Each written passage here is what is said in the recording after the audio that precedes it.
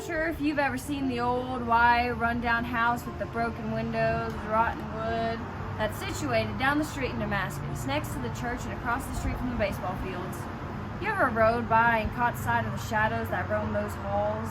The real truth that lies behind those doors that hid Sawyer Allen and her family, and their dark secrets.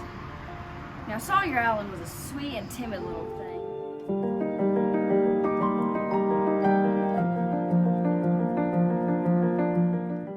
The only child of Henry and Maybelle Allen.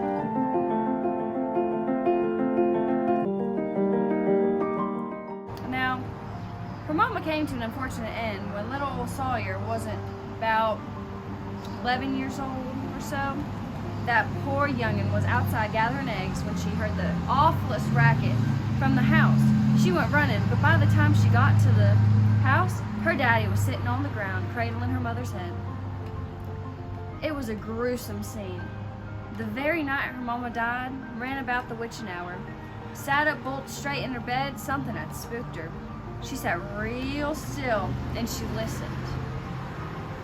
And she heard creak, creak, creak, and then the door slowly creaked open.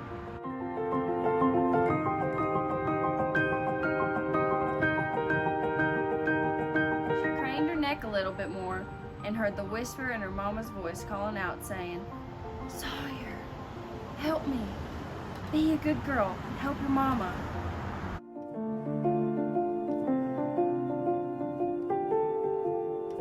The next morning, Sawyer says to her daddy, "I dreamt about Mama. She was asking for help." To which her daddy responded, "Hush your nonsense, child. Your mama done dead and buried."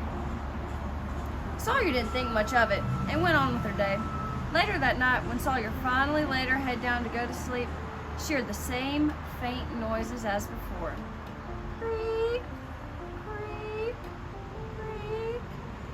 And then the door slowly opened wider and wider. And she could slowly hear her mama calling out to her. Surely enough, she was saying, "Your father. It was your father." And then silence.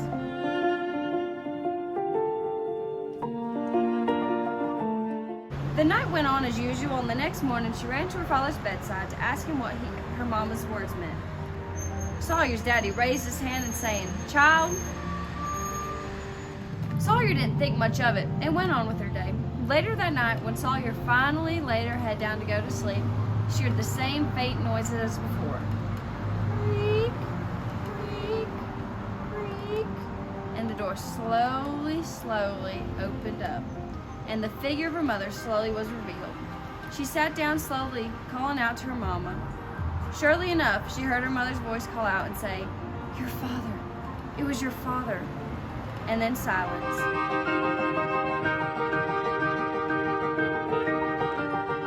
Went on as usual, and the next morning she ran to her father's bedside to ask him what her mama's words meant.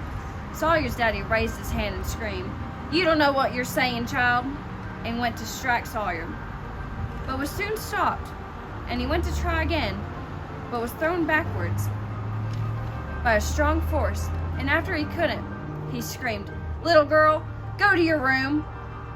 She ran upstairs, wondering what had just happened to her father, to prevent him from touching her. Later that evening, as she was brushing her teeth, she could see her mother in the mirror reflection, urging her to come into the room.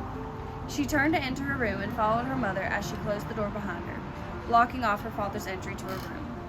Her mother stood there trying to give Sawyer as much detail as possible and said to her, "Your father is the reason I'm no longer with you, Sawyer. He hurt." She was suddenly interrupted by the banging of her father on the door. Sawyer throws her head around to look at the door and then throws her head back around, and her mother was gone. She looked around, questioning where her mother had gone to, and then slowly opened the door. She let the door open as she was staring at her father's face, filling with anger as he asked what I was doing. I slowly look around, hoping to see my mama, and see her walk up right behind him and nod her head. I looked back at my father's angry face and screamed at the top of my lungs, "I know what you did to my mama." As I slowly shoved him backwards, everything fell silent as I saw my mama look down at his dead body.